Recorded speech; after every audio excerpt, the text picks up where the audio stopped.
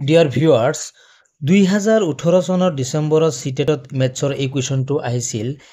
কুৱেশ্যনটো এনেকুৱা ধৰণৰ যে how many packets of 1/16 kg sugar can be made from 3 and 1/4 kg of sugar। তাৰমানে 3 and 1/4 kg of sugarৰ পৰা এইখিনি সুগাৰৰ পৰা 1/16 kgৰ সুগাৰৰ পেকেট কেইটা বনাব পাৰি। ইয়াৰ কাৰণে প্ৰথমতে আমি লিখিব লাগিব যে টোটেল কোৱান্টিটি কিমান আছে। টোটেল কোৱান্টিটি দিয়া আছে 3 and 1/4 kg, মানে মুঠ চিনি এইখিনি দিয়া আছে। 3 and 1/4 মান হৈছে 3 4 গুণ 12 12 আৰু ওপৰত আছে 1, ওপৰত হ'ব 13 তলত হ'ব 4। টোটেল কোৱান্টিটি হৈছে এইখিনি। আকৌ এইখিনি চেনিৰ পৰা আমি 1/16 kg চেনিৰ কেইটা পেকেট বনাব পাৰি, তেনেহলে আমাৰ দিব লাগিব যে weight of 1 পেকেট, মানে এটা পেকেটৰ ওজন কিমান হ'ব। এটা পেকেটৰ ওজন আছে ইয়াতে 1/16 kg।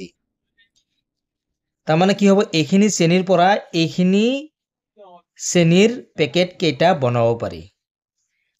ইয়াৰ কাৰণে আমি ওলাব লাগিব number of packet of sugar.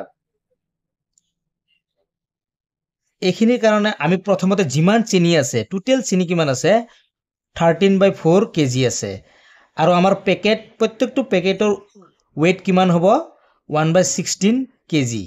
তেনেহলে কি হ'ব, এইখিনিৰে যদি এইখিনি হৰণ দিয়া হয় তেনেহলে কি হ'ব, নাম্বাৰ অফ পেকেট ওলাই যাব। গতিকে কি হ'ব 13/4 kg, kg কেনসেল, 13/4 ইনটু কি হ'ব, এইখিনি বস্তু হৰণ হৈ আছে যদি পূৰণ কৰি দিওঁ তেনেহলে কি হ'ব, উল্টি যাব। 16 ওপৰত হ'ব তলত হ'ব 1। 4 16ৰ ভিতৰত কেইবাৰ যাব, 4 টাইম যাব, আৰু তলত এটা 1 থাকেই। 13ৰ লগত যদি 4 মাল্টিপ্লাই কৰা হয় তেনেহলে কিমান হ'ব 52 হ'ব।